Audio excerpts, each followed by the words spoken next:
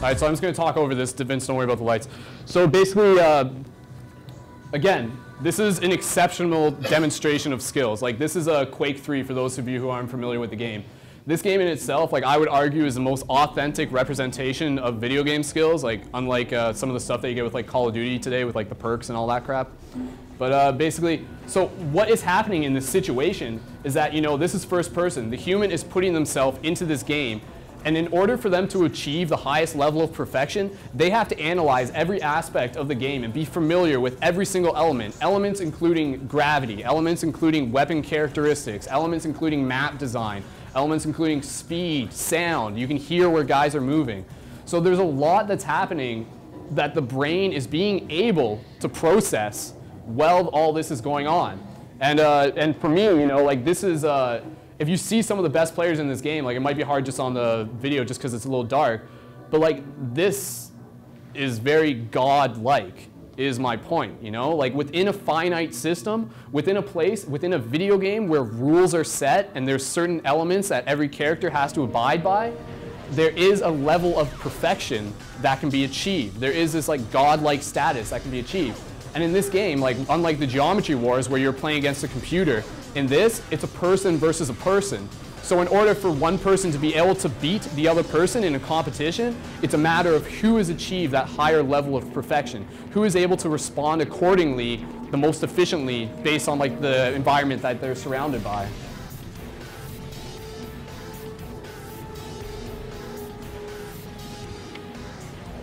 All right, and yeah, Vince, you can hit the lights on that, and Dylan, just pause that. This one. So again, yeah, so the big thing with Quake is, like I said, like, you're playing against another human being in this situation. So I mean, that's why, like, some of the best like competitions in Quake, like, you see, like, it's just in crazy reflexes, stuff that it is almost like hard to believe that like there's a human behind this controlling it. But with a person with, again, with the monkey, you know, like, this is training, this is neural pathways, this is like developing those cognitive skills, and as you get better at it, you can achieve this level of perfection. So that's a system, and you know, what is a system? When you think about it, like, you know, like a video game system, a system is something with rules, something with properties. Well, you know, it's not hard to think about this reality as another system, you know, like, there are rules, there are properties, there are elements that all of us, all the players, whatever you want to call it, all have to abide to, right? So what happens when you take this whole, you know, all this idea that I'm talking about, all these things, take it outside of the video game.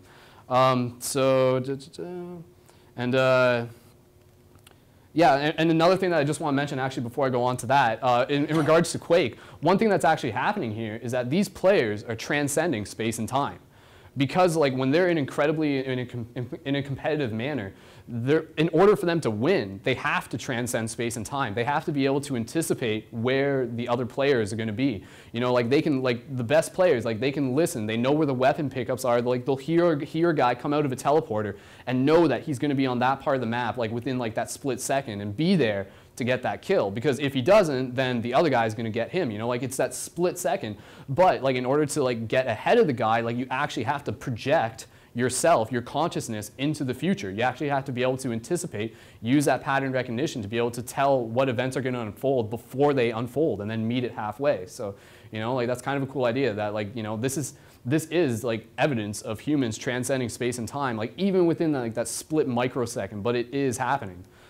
So basically, yeah, again, what happens when we take this concept and take it outside of the video game system and into the system of real life? And Vince, if you just want to hit the lights again, and Dylan, just play out the next video. So I'll just let you guys watch this for a bit. This video is just on.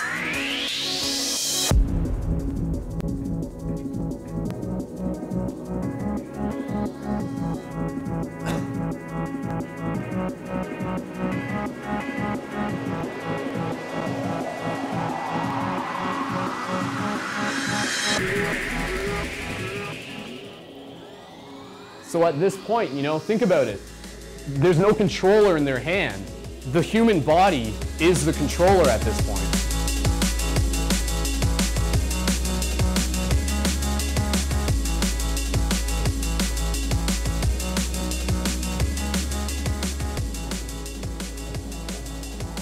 Now this is actually like old footage of myself, like, you know, like balancing and stuff like that. You know how I was talking about with walking?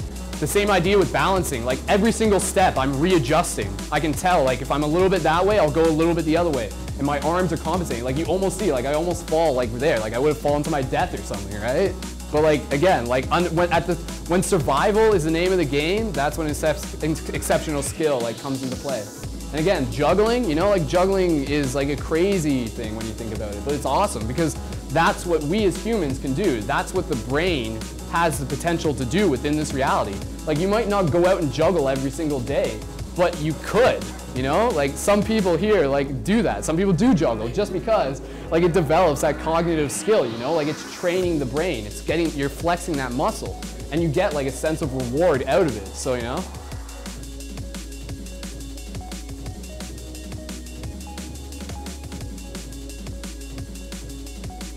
Like again, that's, you know, that is godlike. In the same way that those video game players were doing their thing, like these are people doing things in this system, in this reality, and you know, and being able to perform at such an exceptional level.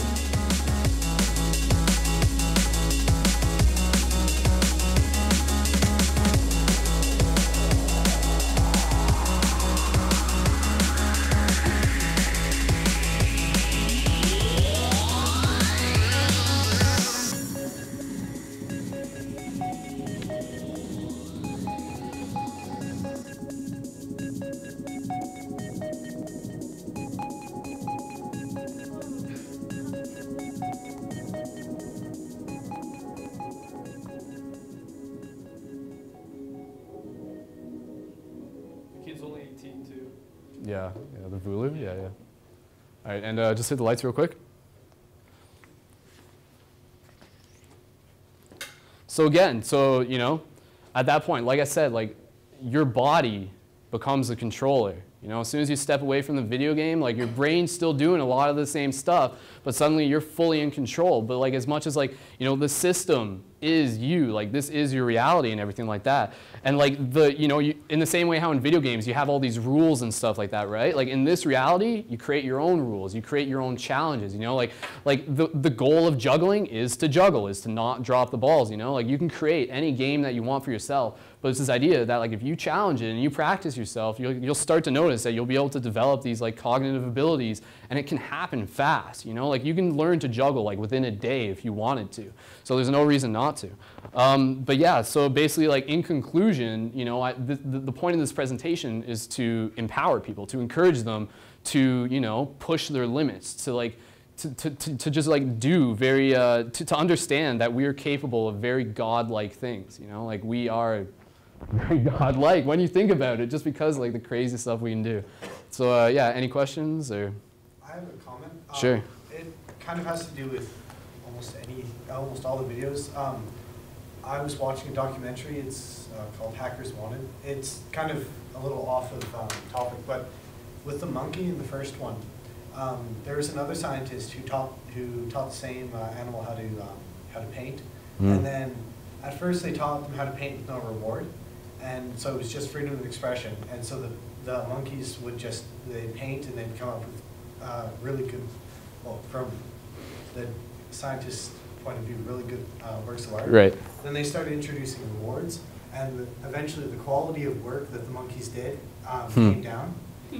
So it was pretty much, they would do the bare minimum they need to get the reward. Do what they have to. Yeah. Yeah, and yeah. you can actually see it in today's society as well. Yeah, yeah, and you know, I think that's like, Justin, you can just turn. I think, there you go.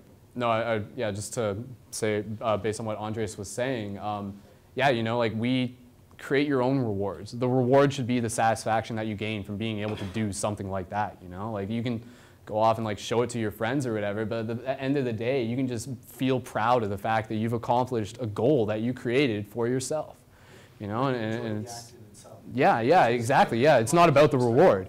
Yeah, it's not about the reward. It's like, you know, like it's not like what's that quote? Like, I don't know, yeah, it's not about like getting to the end of the journey. It's like about the journey, right? Like it's, you know, that kind of idea, so. Yeah, any other comments or questions? If not, yeah, sure. With the, you're talking about that godlike perspective, like that extra level, like when they're playing Yeah. a game or something, and you know they hear them around the corner, and they have to already be jumping by the time they hear it. Because Yeah. not only there's no question It's just, I'm going to be there, and I'm already there, right? So technically, you're making your own future. Like, you're literally seeing something. Is this how it's going to be? And you got there, check, shot, okay, move on, right? Yeah, and it happens so fast. Guys in the flips and stuff. We couldn't because we'd question it. Yeah, like a lot of like, I mean, like, yeah, Dylan is familiar with doing the flips, and like I can kind of speak on that behalf. But I mean, a lot of times, you know, like when you're thinking about doing the flips, and even again, same with juggling, you almost have to think past the event. You almost have to attach mentally to the end of the flip. If you're like caught halfway through the middle of the flip thinking, oh shit, am I doing a flip? You're gonna fuck up, right? Yeah. You have to already, by the time you jump, you have to have already landed. Like you have already like be in that future. Because like one thing that's really cool, I actually read this out of like a Don Juan book, Carlos Castaneda. And there's like this old, the main character, he was watching like an old guy like jumping up on a waterfall. So there's like a waterfall up here, and there's rocks going across the waterfall. And basically the old guy, like he's down here, he's watching him, and he sees the old guy, and he like jumps from rock to rock. And he's just down there. He's like, whoa, how does he do that? But then like Don Juan, he's saying, he's like you can't see what he's doing. But what he was actually doing, like the old guy, like he was like projecting tendrils, like tentacles, like projecting himself, like already being attached to that rock, and then just like pulling, like following along, like going with the flow that he's created for himself, like, you know, like, so he's already, again, like, you know, like you create your own reality. Like if you think you're gonna fail, then it's quite likely that you will. But if you understand and you have faith and stuff like that, and not just faith, but I mean, you understand, you're confident in your own abilities, because I mean, that's what, you know, like again, with the Quake guys, like these guys do not have a second chance to guess their abilities. Like if they're going pro, then, you know, like that's what they got to do. So that's what life's about, man. It's about going pro and poning noobs. So. Yeah, I read a book a bit ago kind of on like the same stuff. It's called Talent's Overrated. And it's all about how like people can learn up and like train the mind to become better. Yeah. And like one thing that was really interesting is, you know, you're saying that like when the mind looks at something, it'll just see that something's different. Sort of like when you're saying that if somebody walked up to like a door and they noticed the handle's off, and then the mind would be like, uh-oh, something's off. Mm. And like that's kind of in the same way that like a lot of professionals, when they go into a sport, like they was talking about in this book how like professional golfers, whenever they go up to do a shot, like if there's like a distraction or like something happens in the crowd, they'll like stop, like take a step back, and then like reapproach and reset up, because like their mind is so trained to do a shot that certain perfect way every time. Right. Yeah. And then get it right. And like also too with jugglers, how whenever they're juggling, like they were doing studies where they'd take a juggler and then like slowly decrease the vision. And like with a normal person, right, like you'd have to be able to see like the ball the entire way to be able to catch it. But like with a juggler, like they could still manage the trajectory even with just like a little. Yeah, see that's another thing, Justin, you can just turn around. Another thing that I had written down but I didn't mention, this idea that the way the brain works, you know, like the brain is its own organism in itself, you know, like we don't need the eyes in order for the brain to work. That's why you can walk down a flight of stairs in the dark. That's why you can like, you know, be like half drunk even and like be stumbling around in the dark and still know, you know, where all that crap is or whatever that you're like trying to find yourself way through. But yeah, like, you know, again, like with juggling, like, yeah, like theoretically, if you get good at juggling, you can close your eyes and it can still happen, because at that point, like, you know all the properties in the same way that like with the video games, you know like the trajectory of the weapons and the speed and stuff like that. You know that like if you like flick this up, then it's gonna like, you know, take X number of seconds and reflexes and stuff.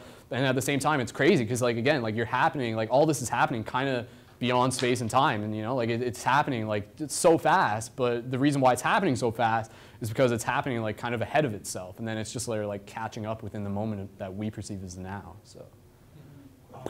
You were saying, you're describing the old man and how to put up tendrils. Yeah, yeah. Well, kind of going to a Hollywood movie, Chronicles of Riddick, there's a character in it who they describe him as going into a new realm. He's passed into right, the underverse. Yeah. The underverse, yeah. Which is, to them, the way I see it, it's the realm of the dead, and he comes back, so he's half dead. But what they do is they actually show what you're saying. He reaches. That's right, yeah. So he sends half himself to where he's going to be, which ends up being his downfall. But like, yeah. No, that's cool. That they see it in the movie. Yeah, that's good visualization. All right, any other questions? If not, get moving on to the next presentation. So.